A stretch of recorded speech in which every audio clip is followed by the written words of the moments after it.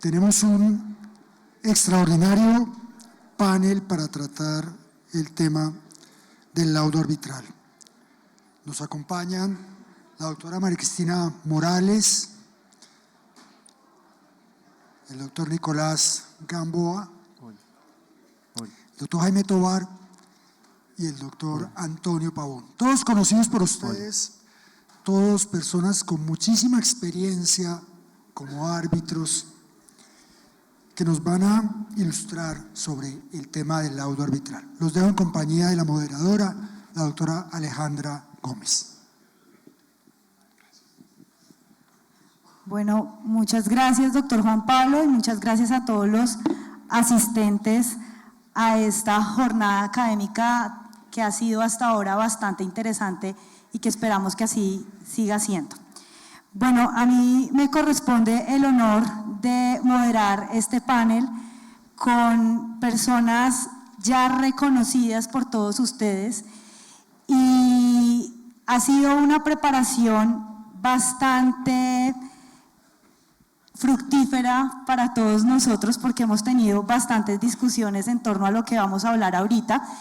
Tengo el honor de presentarles a la doctora María Cristina Morales, al doctor Antonio Pavón, al doctor Nicolás Gamboa y al doctor Jaime Tovar, quienes son personas reconocidas y autoridades en cada uno de los puntos que vamos a hablar ahorita.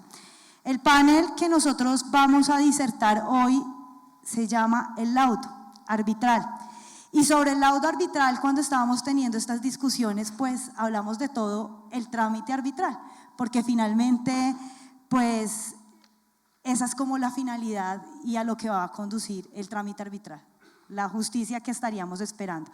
Entonces vamos a empezar con algunas preguntas y la modalidad que vamos a tener es que vamos a escuchar diferentes posiciones, no unas tan uniformes, empezando porque tenemos aquí en este panel al doctor Jaime Tovar, no mentiras, y vamos a tratar de ir tratando de contarles diferentes experiencias, ¿no?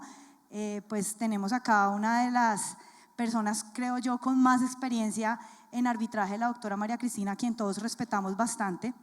Entonces vamos a empezar con algunas preguntas. ¿Cuál es la finalidad del laudo? Y en esta oportunidad quiero dar la palabra al doctor Antonio. ¿Cuál es la finalidad del laudo? ¿Qué esperan las partes del laudo? Buenos días a todos, muchas gracias por su presencia. ¿Se oye bien? Doctor Juan Pablo, gracias a usted y al comité por esta invitación que me honra aún más por lo que es para compartir un panel con todos estos maestros que tengo aquí a la derecha. La respuesta a la pregunta que hace Alejandra pareciera obvia y es la finalidad del laudo es resolver el pleito. Ya, bueno, bien. Sí, es resolver el pleito, no es escribir el libro que nunca pudimos escribir, ni dictar la conferencia que no dictamos. Y cuando uno nombra unos árbitros para que le fallen un pleito, les está pidiendo que le resuelvan un problema y no que le dicten una conferencia o menos que lo regañen. Y quiero comenzar con una breve historia que me pasó que fue muy interesante. Hace unas 3 o 4 semanas tuve que asistir a una audiencia en juzgado, un juzgado civil del circuito, y una juez impecable dictó una sentencia oral, una sentencia que para mí ha sido una de las mejores sentencias. ¿Por qué? Por la técnica como la dictó. La sentencia era el problema jurídico, lo que usted pide está aprobado así, no está aprobado así, y esto todo oral, no está aprobado esto, estas pruebas demuestran esto, estas pruebas demuestran eso, en consecuencia resuelvo. Y después de esa experiencia yo me quedé pensando, haciendo unas reflexiones sobre lo que debe hacer uno como árbitro. Y yo creo que uno como árbitro lo que debe hacer es simplemente resolver un pleito. Para cada parte es tan importante el pleito, no importa si el pleito vale 10 millones de pesos o 100.000 millones de pesos, para la persona que tiene un pleito de 10 millones de pesos, su pleito es tan importante como para aquel de 100.000 millones de pesos, son iguales de importantes. Y yo me atrevo en este foro, porque para eso son estos foros, doctor Juan Pablo, un poco en línea con lo que se habló en la conferencia anterior, nosotros, el comité, debería oír a un par de jueces del circuito sobre la técnica de hacer sentencias. Yo decía, ya quisiera uno poder dictar una sentencia oral, como la dicta un juez del circuito, debidamente sustentada, organizada y que resuelve todo el pleito. Y yo creo que nosotros aquí podemos mirar un poco hacia la rama judicial, que tiene grandes cosas para nosotros, y no me refiero a hablar con el Consejo de Estado. Está el doctor Martín, que además nos está dando muestras de que las sentencias pueden ser cortas y concretas y resolver los pleitos, y eso ha sido muy alabado en el foro, sino lo digo porque yo creo que los jueces del circuito, que fallan y fallan permanentemente, tienen unas técnicas de hacer sentencias que podrían ser muy útiles, y creo que podemos mirar un poco hacia afuera. Entonces, mi sugerencia no es solamente mirar lo sustancial, que obviamente las capacidades de los árbitros son todas, sino me refiero a que aprendamos a hacer sentencias y que nosotros podamos en un momento dado resolver el pleito, que significa resolver bien, resolver completo y resolver claro. Yo creo que esa es la finalidad del laudo, Alejandra. Gracias, doctor Antonio. Vamos a dar paso a la doctora María Cristina. Gracias, Alejandra. Este panel y este conversatorio, según me dijo el doctor Juan Pablo, a quien le agradezco muchísimo el haber incluido mi nombre, se basa en la experiencia. Como verán, a mí me presentan como la de más experiencia, por algo será, es fácil determinarlo. Indudablemente, al hablar de la experiencia, pues tengo que referirme al trayecto de mi vida. Y el trayecto de mi vida, para mi gran privilegio y orgullo, es la universidad. Y después de 35 años de tener la cátedra de Derecho Procesal Civil en el externado, pues indudablemente puedo entender claramente lo que acaba de decir Antonio. Nosotros, los árbitros, somos jueces. ¿Cómo llegué yo a esto? Pues enseñándolo, pero para enseñarlo, indudablemente, hay que estudiarlo. Llegué al arbitraje cuando apenas el arbitraje estaba en sus primeros albores, es decir, estamos hablando del año casi 71, Código de Procedimiento Civil, Código de Comercio, que repitieron la legislación. Allí empezamos entonces a mirar este proceso de común acuerdo, pero bajo un esquema eminentemente procesal. Pero un esquema, además, estoy hablando, Nicolás, del arbitraje nacional. Y por eso creo que vamos a mostrar diferencias en cuanto al contenido del laudo, indudablemente, y en cuanto al contenido mismo, a la trayectoria del proceso. Allí entendí claramente, porque la vida me llevó por experiencia también a trabajar en arbitraje y a enseñar arbitraje. Así entonces ha transcurrido para llegar a esta experiencia y a quedar sumamente complacida con lo que acabamos de oír en el panel anterior, y es que el arbitraje tiene una solidez, como lo acabamos de ver, y tiene una independencia que el control al arbitraje que vimos, Corte Constitucional, Consejo de Estado, Corte Suprema de Justicia, no lo ha tocado.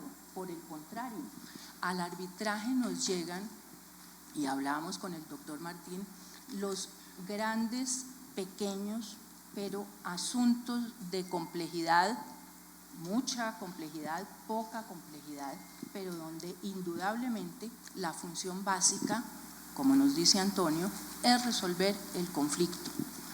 En mi experiencia profesional, que ese es el punto que tratamos, siempre en mi experiencia profesional, siempre mi función dentro del arbitraje ha sido la apreciación probatoria. ¿Por qué? Porque esa fue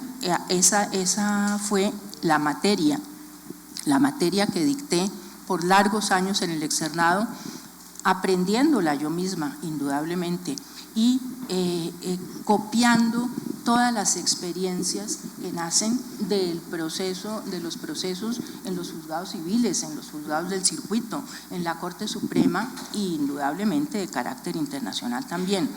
Por lo tanto, y de acuerdo con lo que nos dice Antonio, el objeto del laudo arbitral es decidir un conflicto. Sin embargo, pues obviamente el laudo arbitral pues tiene el esquema de la sentencia procesal, por lo tanto tiene la misma lógica, el mismo desarrollo. Mirando dentro de esta preparación para tener temas para esta charla, les decía yo que buscando en mis archivos, que obviamente no son virtuales, son materiales, comprenderán ustedes, entonces encontré laudos de 20, de 25 páginas en los cuales se desarrolla claramente el problema jurídico, se desarrolla el debate probatorio y la decisión con jurisprudencia y con doctrina, no tanta comparada, no tantas sentencias de la Corte Constitucional, sino al punto de la decisión. Esto indudablemente se ha ido perdiendo en la forma en que vemos hoy día los laudos arbitrales, así como otros temas que se han incluido en los árbitros, los hemos incluido en los laudos arbitrales porque la ley así nos los indica, pero que hemos dejado de desarrollarlos totalmente, como son los presupuestos procesales, como es la conducta de las partes, como es la calificación del juramento estimatorio, como son las costas del proceso. Nos hemos vuelto que esto nos lo copiamos de unos laudos a otros sin mayores desarrollos y sin mirar realmente lo que importa y lo que son de especiales para las decisiones que tenemos que tomar. He tenido el honor y de estar en varios laudos de carácter importante donde se han definido cosas importantes, pero por ejemplo llamo la atención de un laudo hace muchísimos años con el doctor Alfonso López Miquelsen de árbitro. Comprenderán, no escribió ni una sola palabra. Yo era secretaria de ese tribunal de arbitramiento y aprendí tal vez muchas más cosas que si hubiera escrito todo el laudo.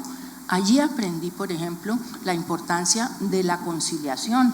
La conciliación, los laudos perdimos esa calidad de conciliadores, ya nos llevan un papelito así de grande de las entidades públicas, de los comités de conciliación, donde simplemente nos dicen no hay lugar a conciliación y ni siquiera lo intentamos. Esto indudablemente yo creo que es una función que tenemos y que debe estar dentro de los laudos arbitrales, ese intento de hacer llegar las partes dentro del proceso arbitral, de hacer llegar a las partes. He tenido, por ejemplo, un tema que me parece maravilloso en un tema arbitral, en un laudo arbitral sobre el abuso del derecho a litigar como pretensión.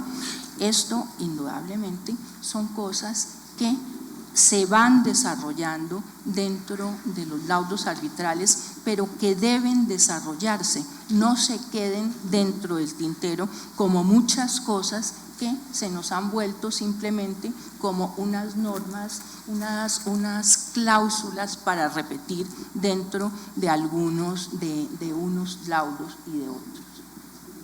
Por ahora, doctora Alejandra, creo que ese es el tema. Gracias, doctora María Cristina.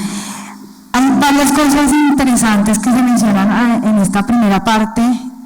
Llama la atención lo que dice el doctor Antonio sobre el laudo no es el lugar donde vamos a escribir el libro que nunca hemos escrito. Lo que dice la doctora María Cristina, interesantísimo de, oiga, los presupuestos procesales, la labor de conciliación de los árbitros. A veces se vuelve un copy-paste, como dice ella, de algunos puntos o simplemente se pasa ese momento porque ya las partes dijeron que no y ni siquiera se intenta. Y podemos ver que para llegar al laudo hay varias etapas. Yo quisiera dar la palabra al doctor Nicolás, desde su perspectiva como árbitro internacional, este tema de ¿Qué es la finalidad del laudo? ¿Qué es lo que se busca en el laudo? Usted como árbitro experto en temas de arbitraje internacional, ¿qué nos puede contar? Bueno, muchas gracias. Como primera medida, mi agradecimiento al Comité Colombiano de Arbitraje, al doctor Juan Pablo, por esta invitación y haciéndome eco de lo que mencionaba Antonio previamente, mi enorme complacencia por tener la ocasión de participar en este panel con tan distinguidos y apreciados copanelistas bajo la conducción de Alejandra. En torno a este tema de la finalidad del laudo, pues tanto Antonio como María Cristina han establecido, y eso es absolutamente evidente, que la función es decidir. Y en ese orden de ideas, pues naturalmente sin apartarme de esa dogma, por así decirlo, yo quisiera hacer sencillamente una reflexión, un par de reflexiones complementarias. Como primera medida, el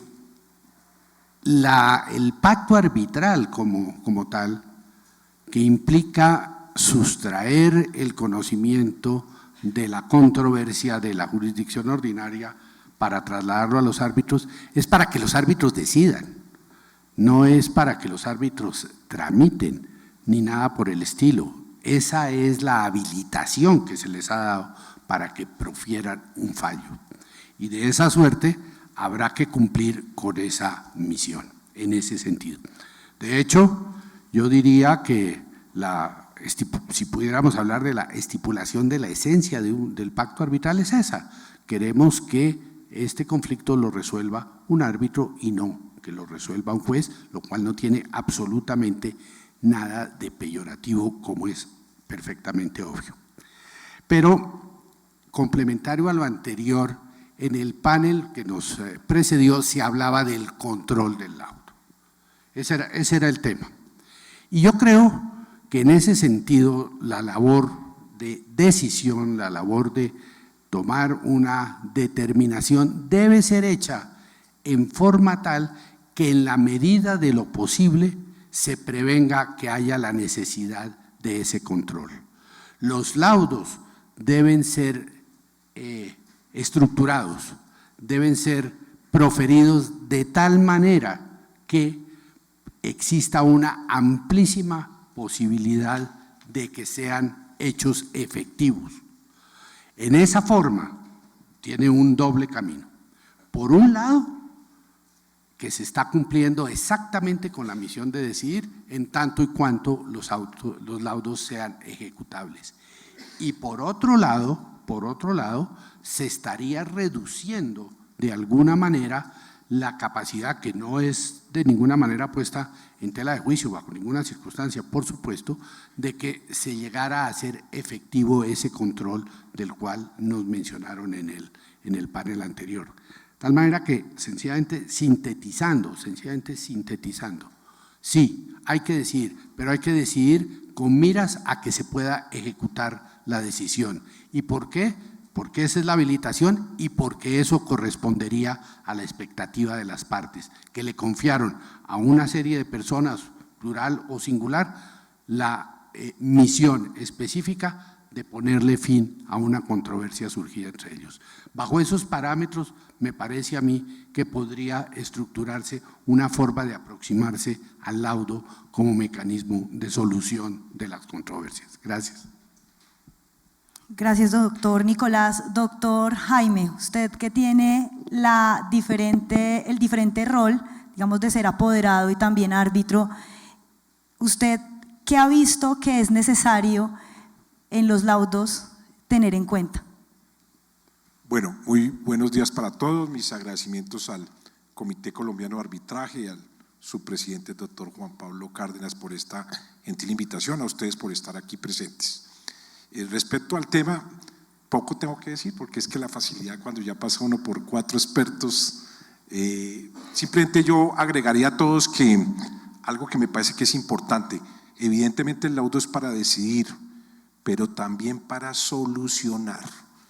Yo creo que no puede, y me pueden decir, es lo mismo, creo que hay una pequeña diferencia, uno puede decidir formalmente, pero no solucionar un conflicto. Y muchos, me lo está preguntando desde mi rol de parte, pues tenemos laudo versión 1, laudo versión 2, laudo versión 3, porque no se decide. Y lo que quieren las partes cuando llegan a un trámite arbitral que tiene que concluir con un laudo es que deciden y solucione su conflicto, que no tenga que volverse a encontrar o en otro arbitraje o en la justicia ordinaria para resolver, para solucionar efectivamente ese conflicto.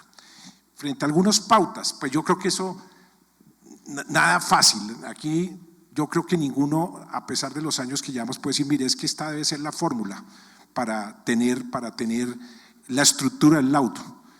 El centro de arbitraje hizo una guía, doctor Guillermo, para la estructura del laudo, como usted las exige, por ejemplo, en el Consejo de Estado. Y hay unas normas en el Código General del Proceso y hay unas normas que… Pero yo creo que hay veces hay que tener unas pautas. Y yo creo que estos eventos con este panel de lujo hay que ser un poco prácticos. ¿Cuáles son las pautas? Y voy a dar algunas que a mí se me ocurren. 1, discutir. Y discutir es igual a deliberar, o puede ser, empecemos, deliberar y discutir los temas. No tenemos que tener miedo a que, si está uno con el doctor Nicolás, qué vergüenza con él y no voy a decir lo que yo pienso, como lo que está pasando ahora, doctor, y nos pasó en nuestras charlas, sino que creo que hoy, cuando estamos hablando de un panel colectivo, de un tribunal, no podemos departamentalizar nuestras decisiones y pensar lo que cada uno cree, porque cuando nos escogen como panel arbitral, pues están esperando que ustedes 3 o nosotros 3 tomemos una decisión, que discutamos, que hablemos, y maravillosa si llegamos al acuerdo, pero si no, pues ya hablaremos entonces de los salvamentos. Veo con preocupación que muchas veces pues personas muy eficientes emiten su laudo y se lo pasan a otro y ahí cada uno emite un laudo. Y no, creo que para llegar a un laudo arbitral creo que es fundamental, es indispensable ese debate que debe existir cuando estamos hablando evidentemente de un tribunal colectivo. Evidentemente cuando estamos hablando de un árbitro único eso no se daría. Algunos otros temas. Yo creo que el otro tema que creo que no se debe hacer en un laudo, porque a veces pensamos, ¿qué hay que hacer? Pues entonces no se les olvide poner la fecha. Y lo digo porque hace poquito estaba escribiendo un artículo, doctor Ernesto, citando un laudo y no pude decir de dónde porque el laudo no tenía fecha. E hice el ejercicio de la ciudad de Cali, mi querida directora, de la ciudad de Cali. Y lo cité decir sin fecha porque no tenía fecha, pero bueno, para eso no venimos acá. Hay unos temas formales, hay unos temas, pero lo que sí creo que lo que no aparece en ninguna parte, ni siquiera en las guías, es tal vez lo que uno no debe hacer. Y en ese sentido yo sí creo que uno no debe hacer muchas cosas. Ejemplo, no debe atacar al abogado perdedor o a la parte o eliminarlo. O como diría el doctor Nicolás en términos futbolísticos, por goleada acabarlo. No se trata de solucionar el conflicto. Se trata de que termine el tema dándole la razón a quien ha expuesto los argumentos para llegar a ese tema. Segundo tema, como pautas, y ya lo mencionaba en algún sentido la doctora María Cristina, no podemos dejar temas como que, doctor Fernando, hicimos lo sustancial y se nos olvidó otra serie de temas que tenemos que hablar, costas del proceso. Qué pena, ¿no, doctora? Es que ¿por qué leamos? Si usted perdió, tiene que condenar en costas, sin miedo. Y eso llega a la pauta, no hay que tener miedo para decidir. Y para no decidir, entonces lo que decimos muchas veces es, como él tuvo una pretensión, con eso fue suficiente. Y la pretensión fue, declare que el contrato tenía 47 páginas. ¿Eso es una pretensión, doctor Bonivento? Boniventos, porque tenemos un jurgo aquí. Dificilísimo. Eso no es ninguna pretensión. Y si una persona es una simple declaración de que se llamaba así, pues se llamaba así, si lo llamaron así, pues se llama así. Y entonces, con base en eso, mi querido doctor Juan Pablo, no es que no hay que condenar en costas. Pues hay que condenar en costas porque si las demás pretensiones no salieron avantes, lo que sea, habrá que decir. Un tema que este panel no me quiso acompañar, porque sí hicimos debate, como se debe hacer en un laudo, tratamos de hacer eso, ¿cierto? Fue en el tema de los presupuestos procesales, que también, María Cristina, yo creo que es muy importante el tema de los presupuestos. Y es en especial, doctor Carlitos, la competencia. ¿Y por qué la competencia? Porque es que creemos, como ya se hizo en la primera audiencia de trámite, ya eso lo quedó al lado. Esos temas hay que volverlos a revisar, porque muchas veces es necesario y han existido esas discusiones y con las pruebas, pues entonces se llega a tomar una decisión y no hay que tenerle miedo a que se declare parcialmente que no hay competencia para una decisión, porque vistas las pruebas pues no se tenía esa competencia. Cosa distinta, porque aquí me pueden levantar la mano, es que desde el principio que sepamos que no tenemos competencia, adelantamos el trámite y en los presupuestos procesales declaramos que no hay competencia porque eso se llama ilegalidad. Si yo no tenía competencia para nada, entonces en el laudo mi sugerencia siempre es declare la nulidad de toda la actuación por falta de la competencia y devuelva los honorarios. Porque aquí también tenemos que hablar de unos temas éticos. No puede estar convertido la situación de que es que me interesa el tema económico, adelante un proceso a sabiendas de que no hay competencia. No se trata de eso y por eso menciono. Pero sí se trata de que esos presupuestos procesales, doctor Sebastián, se vuelvan a revisar en el momento en que yo estoy profiriendo ese laudo. Y no dejarlo ahí como que eso lo tiene que hacer el secretario y yo arranco en consideraciones, que suele pasar. Yo creo que las consideraciones deben arrancar con los presupuestos procesales. Tengo más, pero no sé si usted me va a empezar a regañar. Que aquí me regañan.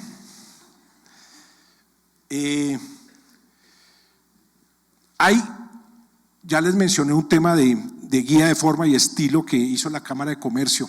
Yo no sé si ustedes lo han visto, pero lo consiguen fácil en internet y yo encontré unas cifras que me parecen muy interesantes. El 64% de los encuestados, ellos llamaron a unos árbitros muy importantes, seguro muchos de los que están aquí, y es magistrados también, hoy magistrados, perdón, doctor Martín, seguramente los llamaron a preguntarle, y el estudio dio, el 54% por los encuestados manifestó que los laudos no tienen una estructura uniforme. Entonces, hay que pensar si vale la pena que tengamos, yo no creo, la verdad no creo, pero sí debemos tener unas pautas mínimas para que un laudo sea lo que es, no para que se convierta en el escrito en el libro que nunca pudimos hacer, doctor Antonio, por lo menos en mi caso.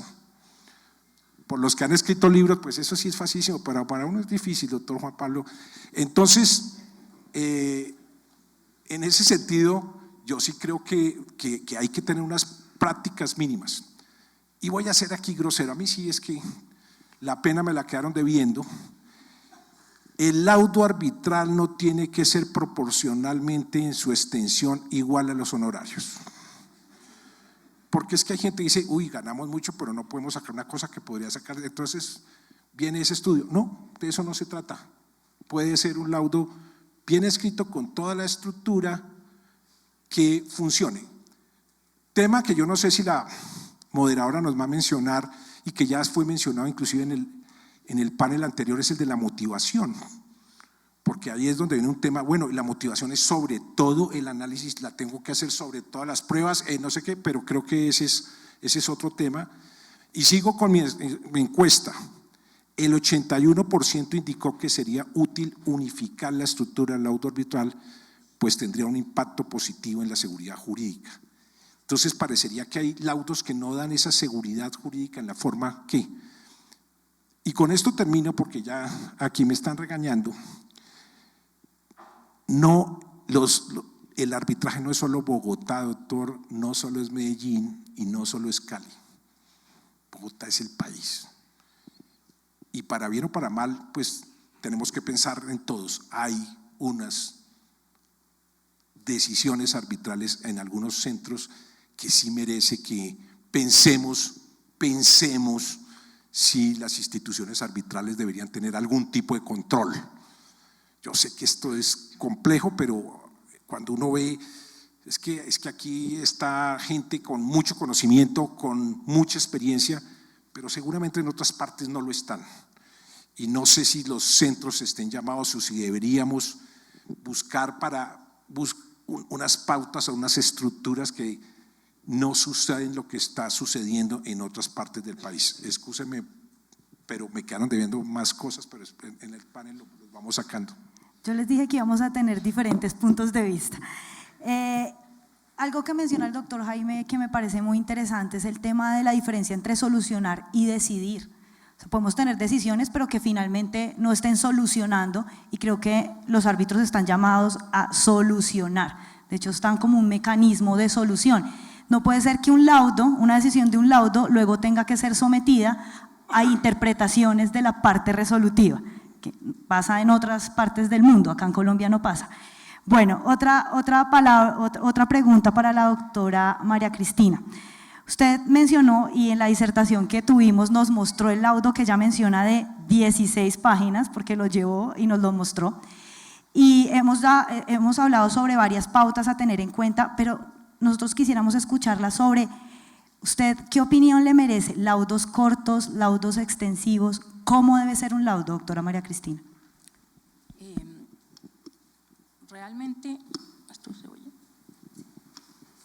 Realmente, pues nuestra pauta es el derecho procesal. Vuelvo a mi experiencia personal de 35 años de profesora de derecho procesal, viendo al arbitraje como una institución de carácter procesal de orden público. Por lo tanto, las pautas están en las normas procesales. Hoy día, la sentencia en el artículo 280 del Código General del Proceso nos trae un orden perfectamente lógico de lo que debe ser un trámite arbitral. No hay que recurrir a nada distinto. Y ahí miramos entonces el asunto, el tema a decidir. Ahí se mira pues el tema probatorio, toda la lógica de la apreciación probatoria, para mí la más importante de todas y que más detalle requiera por mi experiencia desde el punto de vista académico, y una decisión que es la decisión arbitral que tenemos y que, de acuerdo con la experiencia, queremos volver a la justicia ordinaria mediante los recursos. Entonces, para mí, indudablemente, es el Código General del Proceso quien nos conduce a la parte formal del laudo. Claro, el contenido no lo está determinando el litigio en sí, pero ese recorrido, ese camino que vamos transitando nos lo da la lógica jurídica de ir examinando pretensión por pretensión con todas las pruebas practicadas dentro del proceso y la decisión, laudos cortos, laudos largos. Indudablemente hay temas que requieren mucho mayor análisis, mucho mayor dedicación, pero tener esas comparaciones legislativas, esas comparaciones de cantidades de sentencias, estoy hablando únicamente del laudo nacional. No tengo experiencia en arbitraje internacional, es más, no sería árbitro internacional porque no tengo ni la formación ni la experiencia para ello. Entonces, en el caso de los laudos nacionales, tenemos una guía que es el Código General del Proceso, antes Código de Procedimiento Civil, donde está claramente determinada una secuencia lógica de cómo se va desarrollando la controversia, la prueba y la decisión. Por lo tanto, El largo dependerá de la capacidad de síntesis. Cada día la hemos perdido más y enfrentamos laudos de 500, de 600 páginas que sabemos que no lee nadie, llenos de transcripciones, llenos de jurisprudencias ajenas o propias, pero que realmente no conducen al objetivo mismo, que es la decisión para las partes, que es lo que ellas están buscando indudablemente. Y para mí, reitero, dada mi parte formativa académica, la parte probatoria es perfectamente determinante en cada uno de los casos. Pongo como ejemplo simplemente un par de laudos arbitrales, para mí tal vez en los que la apreciación probatoria es absolutamente lógica en la forma en que se van mirando los hechos que componen el litigio en sí, cómo se adecúan a las pretensiones y cómo se desarrollan desde el punto de vista probatorio. Aquí puedo nombrar varios, pero llamo muchísimo la atención sobre uno que se llama Corporación Colombiana de Logística contra Segrasas y otro que se llama Geofundaciones contra Conoscol, en el cual los hechos son absolutamente determinantes y se examina la prueba de cada uno de sus hechos para llegar a la conclusión. Para mí, uno es de abril de 2009, otro del 98, pero son perfectamente lógicos en su forma de planteamiento, de desarrollo y de conclusión, porque eso no es lo que queremos de las sentencias, eso no es lo que queremos de los laudos arbitrales, una decisión.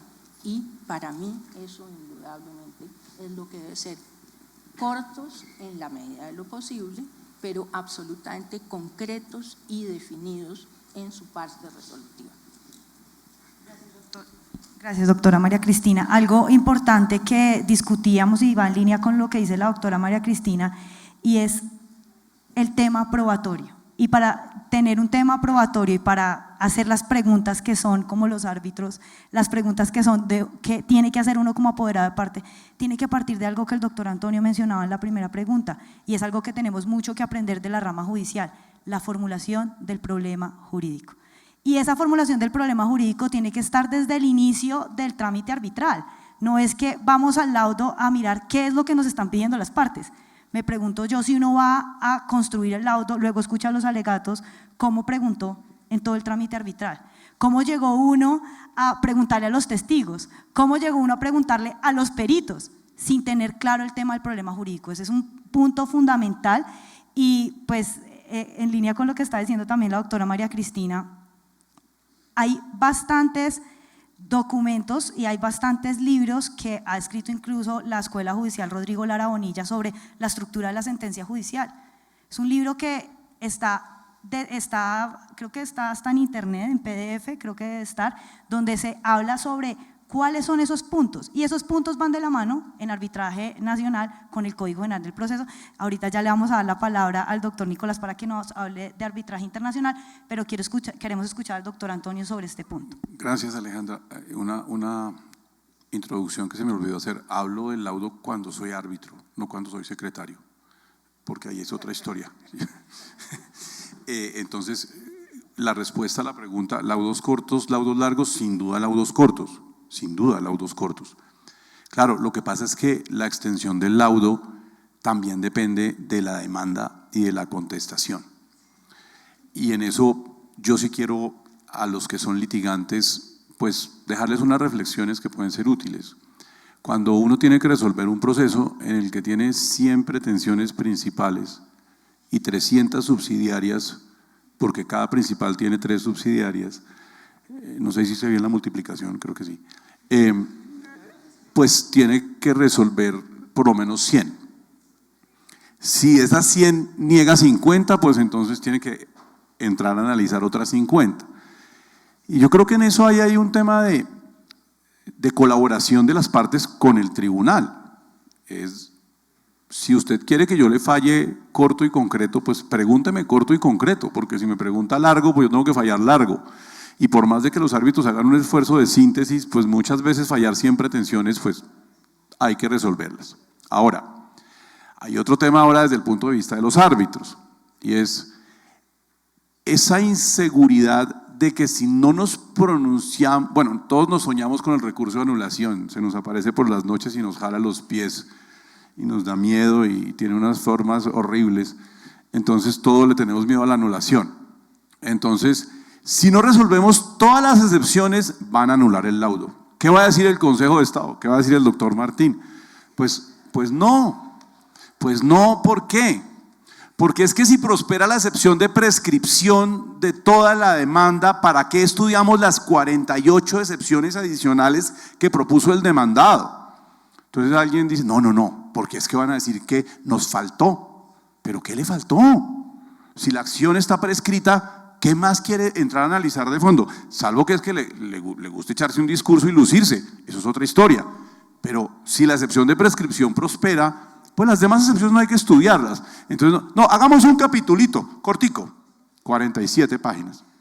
Ok, entonces yo creo que ahí hay la colaboración de los apoderados en presentar demandas con pretensiones menos extensas y sobre todo con pretensiones más al pleito. Hay unas pretensiones que se vuelven muy genéricas. Cuando las partes no están discutiendo la existencia del contrato, ¿para qué le pedimos a los árbitros que declare que el contrato existe? Por ejemplo. O cuando no está en discusión un incumplimiento, yo he visto pretensiones del estilo, declare que yo sí he ejecutado bien el contrato. ¿Eso para qué lo pide si nadie está diciendo que usted lo ha ejecutado mal? Entonces, ahí hay un tema de los apoderados. Y de los árbitros, el tema de entender que cuando una excepción enerva todas las pretensiones, pues no hay que estudiar las demás. Y yo estoy seguro que no nos van a anular el laudo por eso. Y para terminar esta intervención, Alejandra, vuelvo al tema que tocó María Cristina, que es muy interesante, que es el tema de las citas. Las citas son útiles, yo lo sé, pero hay un tema que uno como árbitro no puede perder de vista. Uno falla con la autoridad de árbitro, no con la autoridad de los autores. Cuando yo fallo es porque unos señores me nombraron árbitro y el pacto arbitral más Constitución colombiana igual árbitro, luego usted tiene la autoridad de ser juez, luego usted resuelve. Entonces yo resuelvo porque soy árbitro y porque me nombraron árbitro, no resuelvo porque los 50 libros que tengo en mi biblioteca dicen lo que yo estoy pensando. Entonces la autoridad la da al ser árbitro, no la dan los autores ni los 80 libros que pueda citar. Luego, yo insisto, el llamado a que hagamos un análisis de conciencia y miremos si está siendo útil citar 7 sentencias de la Corte Constitucional que dicen todas lo mismo, o 40 del Consejo de Estado que dicen todas lo mismo, para sustentar, no sé, el desequilibrio del contrato. Ya todos sabemos cómo es el desequilibrio del contrato. Ya que nos sigan diciendo en 46 páginas qué es el desequilibrio económico, pues, en fin. Gracias, Alejandro. Gracias, doctor Antonio. Y en línea con esto que estamos hablando, es importante conocer la perspectiva del arbitraje internacional, porque esa es otra historia, doctor Nicolás. Entonces queremos escuchar. Bueno, muchas gracias. Bueno, en realidad no es tanto otra historia, porque tanto en el uno como en el otro, como se ha mencionado repetidamente, la función es decidir, y decidir de tal manera que pueda ser ejecutable la decisión, que no sea preciso acudir a estos mecanismos de control en cuanto sea factible. En ese orden de ideas, sencillamente yo quisiera recordar que, como lo hemos sugerido, pues aquí estamos en un método alterno de solución de controversias, no de trámite de controversias ni de lucimiento intelectual para ese propósito. Y la justicia realmente no necesita de adornos, sí, claro, muy bueno escribir larguísimo eventualmente, pero el propósito es tomar una decisión sin necesidad de los adornos correspondientes. Aquí mencionaba el doctor Jaime el tema del control de calidad, y a mí me parece que ese es un tema muy relevante. Es muy relevante y es utilizado en algunos reglamentos, el de la CCI y tal, en el cual se hace una revisión del laudo siendo obligatorios las anotaciones o sugerencias de índole formal. y sencillamente algunas sugerencias sobre el fondo de la controversia, que no son obligatorias, naturalmente, sino que son simples llamados de atención al tribunal arbitral. ¿Y eso para qué?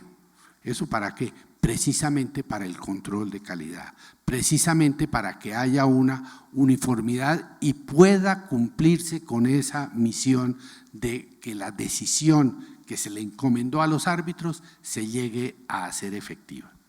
En ese orden de ideas también, pues hay una serie de guías, pero no son muy distintas, ni tienen por qué ser muy distintas. Se trata sencillamente de la recapitulación correspondiente, sin necesidad de transcripciones inmensas, no hay ninguna regla, sobre todo ni recomendación sobre el particular, y de un análisis sucinto y al punto. Esa es la misión. Ahora que se enfrenta en el marco nacional a la proliferación de pretensiones, 100 con 300…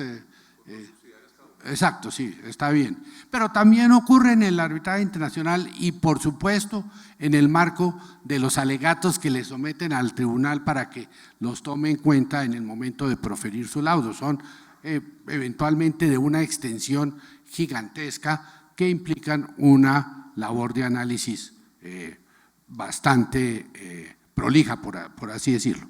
Pero vuelvo y digo, no se trata de que haya una diferenciación al respecto, se trata sencillamente de poder cumplir con la misión que le encomendaron las partes en la mejor forma posible, y esa misión que le encomendaron las partes fue: señores, aquí hay una controversia, díganos quién debe ser el que prevalezca en esa controversia. Eso es todo, sin necesidad, repito, del adorno ni el camino de la imprenta que a veces se ve con mucha frecuencia.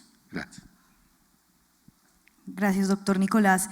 Y antes de pasar a la otra pregunta, que va a ser bastante controversial, quisiera escuchar al doctor Jaime sobre un punto, es los laudos parciales. A carachas. Desde el punto de vista del arbitraje nacional, no creo que en este momento podamos hacer esos laudos parciales. Creo que debemos seguir con nuestro procedimiento de la ley 1563. Creo que es un tema que sería eminentemente legislativo y no creo que podamos aplicar las normas ni siquiera por remisión, como puede hacerlo el artículo primero del Código General del Proceso o el Código Contencioso Administrativo, de tal manera que no creo que podamos en este momento proferir laudos parciales desde el punto de vista de arbitraje nacional. El arbitraje internacional, evidentemente que sí. Doctor Jaime, y a la siguiente pregunta, doctor Nicolás, ¿cuáles son las interacciones que deben estar, que deben surgir entre los árbitros y los secretarios? A ver, doctora Alejandra, esa es una muy buena pregunta, pero antes de abordarla, yo quisiera empezar por poner de presente y destacar en forma extraordinaria la relevancia y la importancia de la labor secretarial en los tribunales arbitrales. En mi caso, he tenido la fortuna y el privilegio de contar con el apoyo secretarial de magníficos secretarios y secretarias, varios de los cuales están aquí presentes en este auditorio y a los cuales pues sea la oportunidad para hacer el más merecido reconocimiento.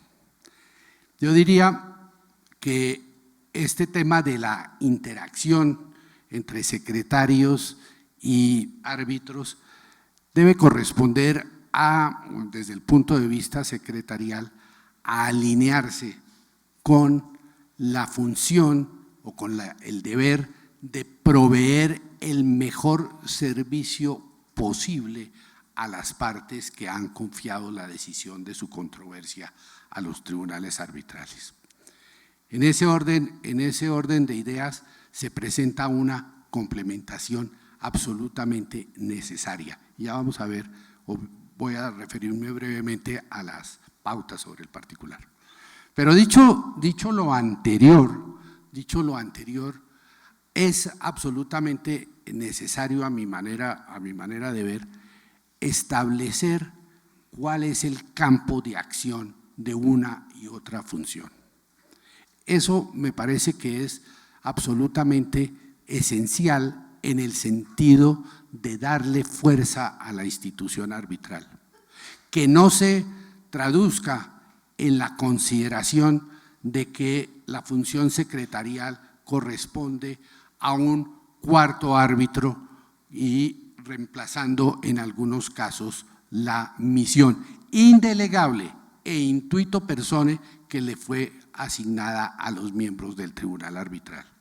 Cada cual en su campo de acción desarrolla una competencia y unas actividades de la mayor trascendencia, pero es necesario establecer esa frontera para beneficio de la propia institución arbitral.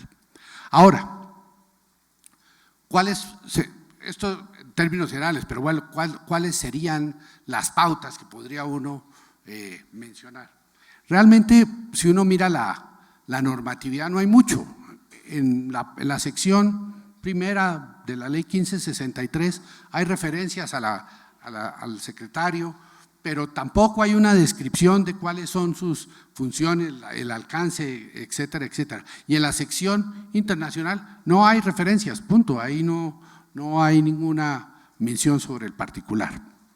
Entonces, en ese contexto viene a resultar esta interacción el producto de la relación que se establezca entre los diferentes tribunales arbitrales y los secretarios en la medida en que se vaya desarrollando una labor de esta naturaleza. Y yo tendría aquí para mencionar lo siguiente: los secretarios o las secretarías en general deben actuar en función de las instrucciones y bajo la supervisión de los árbitros de manera permanente. Eso no implica ni muchísimo menos una inhibición en las actividades, pero debe ejercerse una función de supervisión. La participación de lo secretarial en este orden de ideas no puede sustituir de ninguna manera traducirse en una delegación de las funciones adscritas a los árbitros. Los árbitros deben contar y tienen que contar con el ejercicio pleno de esa función decisoria, porque eso fue lo que les fue encomendado por las partes. Si eso ocurre en esa forma, seguramente se va a desarrollar con toda fluidez el proceso arbitral. Ahora, decía yo que no hay mucha normatividad al respecto, y se ha dicho que ni siquiera se necesita, porque esto viene siendo algo de índole particular según las circunstancias. Sin embargo, yo quisiera traer a colación algunos casos en los cuales el ejercicio de la labor secretarial ha implicado cuestionamientos sobre los laudos. Y me refiero, en este caso, a 3 decisiones en el marco del arbitraje internacional. En una decisión tomada por la Corte Suprema en Inglaterra, se planteó la recusación de los árbitros sobre la base de que habían delegado indebidamente en el secretario el cumplimiento de ciertas funciones y que por consiguiente no estaban cumpliendo con la misión que les había sido encomendada. La Corte inglesa, en ese caso, en el cual, a propósito, la decisión omite los nombres de los árbitros involucrados, por lo menos la que es pública. En el año 2017, esa Corte inglesa se pronunció en contra de la recusación y señaló que no había nada violatorio en el cumplimiento de la función judicial al recibir los puntos de vista de otros sobre la base de que el juzgador adoptara su decisión en ejercicio de una evaluación independiente. El árbitro, señaló la Corte en esa oportunidad, que recibe el punto de vista del secretario no necesariamente pierde la capacidad de ejercer plena e independientemente su juicio sobre el asunto en cuestión.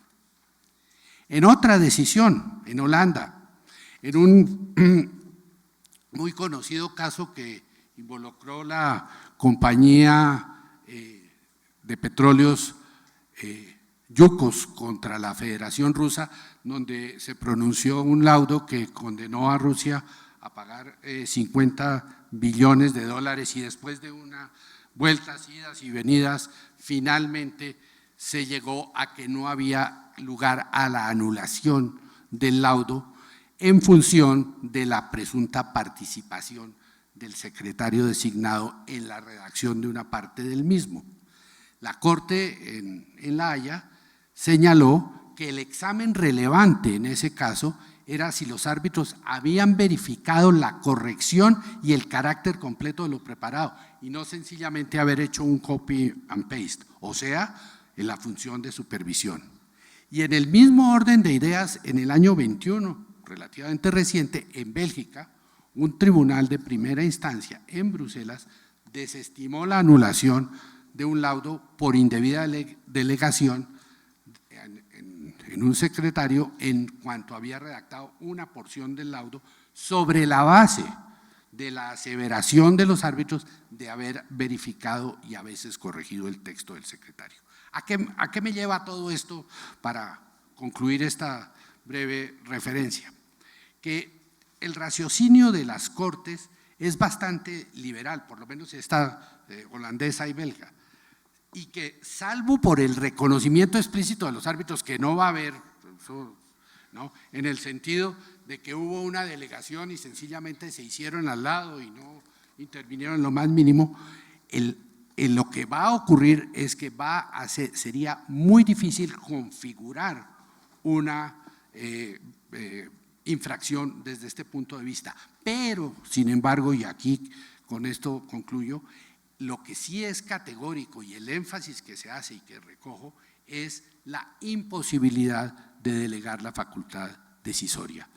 Entendido sobre esa base, y repito, como dije al principio, reconociendo y con creces la importancia de la labor secretarial y en mi caso particular el privilegio y beneficio que he obtenido de la colaboración en ese sentido, reitero, debe establecerse con toda precisión esa frontera que no tiene en lo más mínimo carácter peyorativo. Muchas gracias.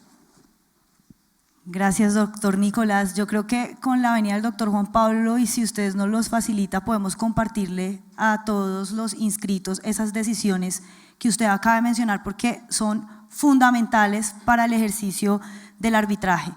Esto va en línea con lo que mencionaba el doctor Jaime ahorita, y es los presupuestos procesales no son para que les digamos a los secretarios, usted se encarga de los presupuestos procesales y yo arranco aquí con una cuestión peyorativa de yo hago las consideraciones, usted secretario hace los presupuestos procesales. Debe ser una colaboración armónica entre la labor del secretario y la labor de los árbitros, no puede ser algo separado, sino verificable. Entonces vamos a comprometernos a enviarles a los inscritos esos pronunciamientos que son muy interesantes.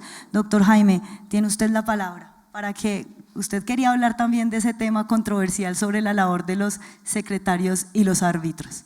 No, yo creo que aquí tenemos unanimidad, aquí no hay ninguna controversia. Uno, para ninguno de los que hemos estado en trámites arbitrales creemos que la función secretarial se va a abolir. De hecho, en el proyecto que se intentó en algún momento se pensó en excluir a los secretarios y muchos, casi que unánimemente se dijo, es conveniente. Pero la función es la de esa, que ayuda a que funcione el trámite arbitral, a que empuje el tema administrativo, si se quiere, de esa función arbitral, de tal manera que es muy necesaria. Y dos, que es la conclusión que hace el doctor Nicolás, y creo que en eso también estamos todos de acuerdo, nunca puede suplirse la función arbitral en el secretario. Eso, en otras palabras, el secretario no puede hacer los laudos. el secretario tiene la función de darle a los árbitros toda la información para que su motivación esté soportada en las pruebas. El secretario tiene que saber en dónde están las pruebas, el secretario tiene que consentir en ese específico asunto, doctor Sebastián, al árbitro, donde dice, mira, aquí está el documento. Y más ahora que estamos en la virtualidad, donde a veces en buscar los documentos electrónicos no resulta tan fácil para algunos, esa función sí es, pero jamás, nunca, imposible, y faltaría sus deberes de secretario, llegando hasta límites yo digo, bordeando los límites del Código Penal, el ejercicio de una función arbitral por parte de un secretario. Perdón, y ni se diga en el caso de los tribunales de acudir a la inteligencia artificial hoy tan de moda.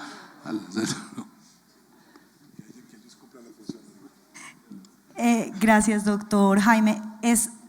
Creo que en unánimes, cuando estuvimos debatiendo sobre esta pregunta, es la importancia de los secretarios en el trámite arbitral, fundamental.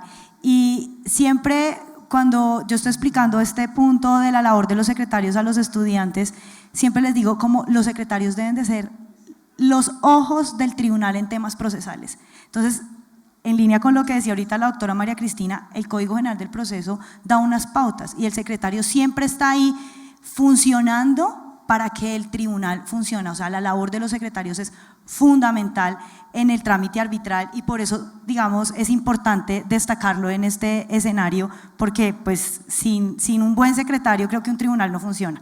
Doctora María Cristina. Pues yo llegué al arbitraje precisamente como secretaria. La función, mi primer escrito sobre arbitraje se llama La Secretaría, una función profesional.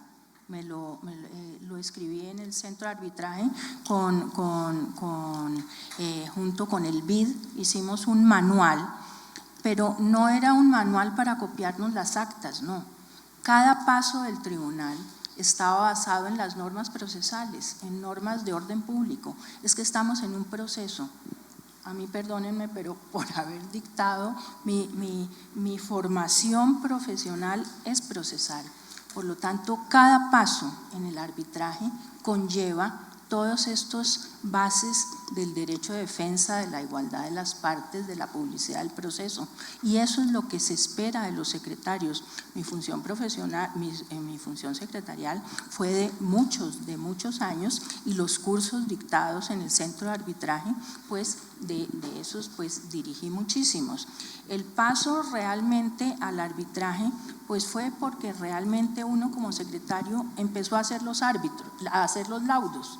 Entonces estas personas tan famosas de árbitros pues querían mucho soporte y mucha ayuda para hacer los laudos arbitrales. Ese fue entonces el paso siguiente y aquí apareció entonces que la función que hoy día cada día es más importante para mí, la función secretarial, en mi caso, por la tecnología y por el expediente virtual. Esto hace entonces que nos estemos enfrentando a una serie de cosas como que ya las copias no son las copias, los originales ya no son los originales, los documentos pues hay otra función misma y esto, la autenticidad tan importante como base de las pruebas del proceso, ya se maneja de otra forma. Eso, pues indudablemente, es una función secretarial, claro, arbitral, pero es una función secretarial cada día de más importante frente a los expedientes electrónicos, a su manejo, a los índices, a la forma de consultarlos, que en muchísimos casos, por lo menos en el mío, es una forma compleja de acercarme a todo el manejo probatorio del mismo. Gracias, doctora María Cristina. Doctor Antonio, usted que funge como secretario y árbitro. Gracias. 4 cosas muy concretas. La primera, se fijan que se puede estar de acuerdo con Jaime Tovar en algo. La La segunda, en línea con lo que dicen ustedes, el secretario es como el árbitro de fútbol. Cuando es bueno nadie lo ve. La tercera, el secretario sí tiene que colaborar con los árbitros en el laudo, pero en el sentido del expediente, ahora con los temas virtuales es muy complicado encontrar documentos, ubicarlos, etcétera, etcétera, y ahí está un apoyo muy grande.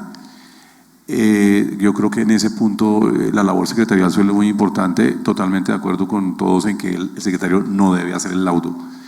Y la cuarta, muy sencilla, y es, si bien el secretario no debe hacer el laudo, tenemos el deber moral de hacerle ver a nuestros árbitros si hay algo que esté equivocado.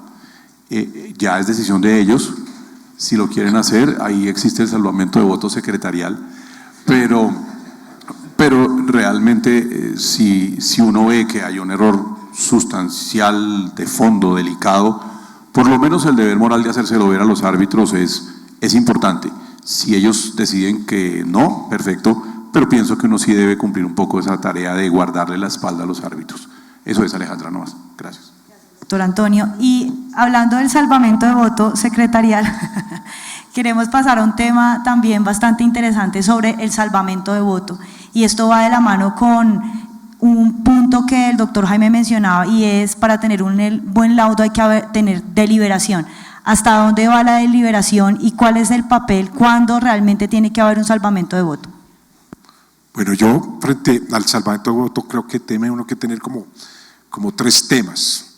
Uno, la conveniencia; dos, el contenido; y tres, la oportunidad. Me voy a referir a esos tres. Conveniencia. Ya hemos dicho aquí la importancia que tienen las deliberaciones en un tribunal, y yo creo que es necesario, es indispensable que se presente esa deliberación, esa discusión. Yo creo que el salvamento de voto fomenta la honestidad intelectual y contribuye a mejorar las decisiones, porque hace caer en cuenta de cosas que seguramente las otras personas no se dieron cuenta, y en eso está el debate. Y evidentemente, doctor Antonio, yo no he tenido salvamento. Usted dice que mi contradictor no, porque me convencen, y si uno encuentra que hay razón para que no se salve voto, pues no hay que salvar voto. ¿Que es necesario hacerlo? Porque no llegamos a acuerdo, hay que hacerlo y no hay que dar pena. ¿Qué es más conveniente, doctora Liliana, usted allá que estuvo en España? Que no haya salvamentos de voto, porque es mejor una decisión unánime que una decisión que tenga un salvamento de voto. Eso para los recursos de anulación pues puede generar inconvenientes. Eso demuestra que ambos podían tener la razón si yo salvé el voto, por lo menos en algunos puntos. Entonces, evidentemente es preferible que no lo haya. Y muchas veces, y aquí me corregirán muchos de mis coárbitros, doctor Almarí, que hace poquito tuvimos unas cosas y al final terminamos llegando a acuerdos, pero no por llegar al acuerdo, sino porque creíamos esto, pues no lo pongamos, que resulta mejor y todo, y salió, es mucho mejor que salga un laudo, como decimos nosotros, limpio.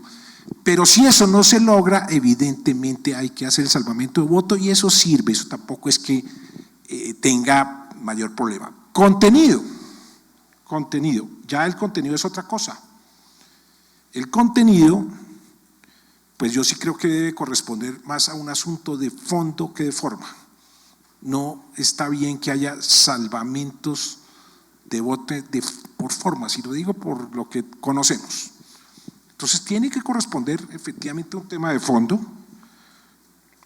Debe además diferenciarse algo que a veces se nos olvida, que es el salvamento de voto de la aclaración de voto. Salvamento es la disidencia frente a la parte resolutiva, la aclaración frente a un tema de la parte emotiva. Eso a veces también como aquí le pasa hasta la Corte Constitucional, y no digo en qué provincias, pero se les olvida.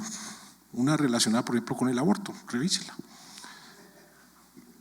Entonces, una cosa es el salvamento, voy contra esa decisión, no, va. Y otra, la parte emotiva, que sería. ¿Y qué más sobre el contenido? Aquí voy a decir sí qué es lo que no se puede, o lo que yo creo como pautas que no se puede hacer. En el salvamento de voto, el árbitro decidente no puede descalificar el parecer o proceder de la mayoría. No se trata, volvemos al tema de cascarle a la mayoría, pero la mayoría tampoco de cascarle al disidente. Ese no es el ejercicio del salvamento de voto. No es ni puede convertirse en el memorial, como dirían los penalistas, en el autocabeza del proceso para recurso de anulación. De eso tampoco se trata el salvamento de voto. Llevar la razón hasta el punto de dejar clarísimos los recursos o el recurso de anulación que podría interponerse ante el Consejo de Estado o el Tribunal Superior. El salvamento de voto no puede ser utilizado como un mecanismo para sostener la posición de las partes o para generar condición que permita atacar la validez del laudo, o cuando se trata, nosotros afortunadamente no tenemos los árbitros partes, gracias a Dios, uno de nuestros grandes avances del arbitraje nacional frente a la internacional, doctor Nicolás.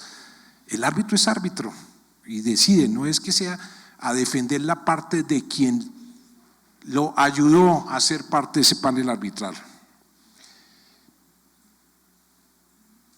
Y digo frente a este tema del contenido que además el salvamento no es un requisito para la existencia y validez del laudo.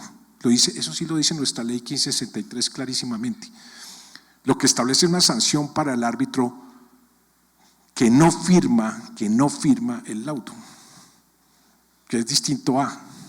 Y también lo dice el doctor 1563, doctor Andrea, la oportunidad, que es el último punto. La oportunidad es muy importante. Es en el momento en que se está profiriendo el laudo que debe estar el salvamento de voto. No es después. No es que voy a seguir pensando en el tema a ver que después de que profiera el laudo, cuando hayan las aclaraciones, se proceda al salvamento de voto. Lo dice la ley. Cuando uno ve, por ejemplo, en el derecho comparado, pues eso no está tan claro. Nosotros lo tenemos clarísimo, de tal manera que aquí no hay discusión ni interpretación. En otros países sí. Yo no voy a entrar por razones de tiempo. Ahora bien, desde el punto de vista práctico, la oportunidad no es llegar en el último momento, al último segundo, después de haber debatido, comillas, a decir que aquí está el salvamento. Y uno dice, ¿y esta vaina cuándo salió? Sucede. Por respeto, por educación, por colegaje, el salvamento de voto oportunamente es un salvamento que yo lo río como está entendido, además que se tiene que leer el laudo. Por eso es que debe ser más o menos corto para que se lea el laudo también, igual, el salvamento de voto. Entonces, sí, como práctica, a pesar de que la ley le dice en el mismo momento, pero desde el punto de vista práctico, hombre, si la discrepancia se fuera un tema, lo mínimo que espera como colegaje en un tribunal arbitral es que uno conozca anticipadamente cuáles las razones de esa discrepancia. Esos serían los tres temas frente al salvamento de voto. Gracias, doctora. Gracias, doctor Jaime. Algo muy importante de destacar es que el salvamento de voto debe ser parte de la deliberación también. O sea, no debe sorprender a los otros árbitros en el último día que no conozcan las razones de la disertación de ese coárbitro que no está de acuerdo con la mayoría. Doctor Nicolás. Sí, gracias, doctora Alejandra. Dos punticos en relación con lo que mencionaba el doctor Jaime.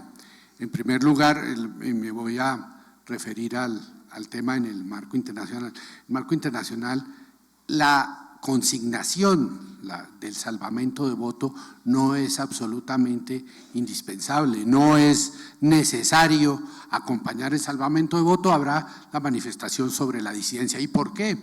Porque el laudo como tal viene a ser la decisión del tribunal. Esa era la primera anotación que quisiera hacer y sobre todo pues da margen desde luego para todas las discusiones y diferentes puntos de vista en el marco de las deliberaciones que son indispensables. Y el segundo, una acotación respecto de lo que decía el doctor Jaime sobre los llamados árbitros parte. En ese orden de ideas, yo sí sostengo que los árbitros, nómbrelos quien los nombre, nómbrelos las partes, nómbrelos la institución de que se trate, tienen que ser independientes e imparciales. No hay tal árbitros disfrazados pues árbitros que tengan la función de abogados de las partes en un tribunal arbitral, vengan de donde vengan, y esto está en absoluta concordancia con la misión ética del arbitraje. De tal manera que en ese orden de ideas pues puede haber, como es obvio, todas las deliberaciones, discusiones y discrepancias, pero deben ser enmarcadas dentro del proceso de decisión. Algo simplemente de carácter de experiencia de larga vida en este tema frente a los salvamentos de voto. En mi caso personal no creo que haya pasado de 3 salvamentos de voto dentro de los procesos arbitrales que he estado. Sin embargo, hay casos que uno recuerda, por ejemplo, Par Capital contra Corabastos, que realmente me resultó a mí sumamente complejo. Sabía que iba a salvar el voto por el tema, pero a la hora de desarrollarlo, pues tuve que desarrollar un laudo completo en el otro sentido, porque el punto sobre el cual salvaba el voto, de él dependían todas las demás pretensiones. Entonces, salvar el voto realmente es una opinión diversa que debe no solamente estar en un salvamento de voto de 3 renglones, como he visto muchos, sino tiene que desarrollar toda la argumentación contraria y las razones por las cuales no se está con la mayoría. El punto muy pocas veces lo he hecho, creo que no pasan de 3 en mi vida profesional. Gracias, doctora María Cristina. Y estos últimos minutos queremos dedicarlos a un tema también finalmente controversial sobre el tema de las suspensiones en el arbitraje. Y ustedes se preguntarán, bueno, el tema es el laudo arbitral, pero esto tiene un impacto en el laudo arbitral. Doctor Jaime. Ututuy. Pues evidentemente las partes tienen la posibilidad de hacer las suspensiones, las partes, no los apoderados. A mí personalmente me parece desastroso que siempre pensamos que nunca vamos a tener tiempo para laudar o que necesitamos tiempo para adelantar el trámite, y evidentemente hay situaciones que son conflictivas, pero lo que sí no resulta lógico, lo que no resulta conveniente, lo que no resulta práctico es que todos los tribunales sale cualquier audiencia cuando tenemos dentro de 15 días suspensión, que no la piden las partes. A mí me parece, y lo manifiesto no solamente como parte, sino también como árbitro, que eso no está bien, que las suspensiones evidentemente hay que hacerlos cuando las partes así lo quieren. Ahora bien, si las partes, a pesar de que el tribunal está señalando fechas, los señores no tienen tiempo, ¿no? Entonces ahí por supuesto dice, pues yo podría ampliarme, pero necesito tener el tiempo. Ahí es sugerida una suspensión, realmente sugerida, pero no impuesta. Lo que realmente puede molestar y donde está la inquietud, que además originó que en el reglamento del Centro de Arbitraje de la Cámara de Comercio de Bogotá, creo que es el artículo 13, se estableciera una restricción, doctor Juan Pablo, usted que sabe todo, frente al tema de un límite de suspensiones que pueden hacer las partes a esa posibilidad. Entonces, esa es un poco mi posición. Creo que hemos llegado al tiempo final y ya está el doctor Ramiro de Jarano allá atrás haciéndome caras de que termine. Entonces, vamos a terminar acá. Muchas gracias a todos por la participación. Aleja, perdón, salvo el voto, no estoy de acuerdo.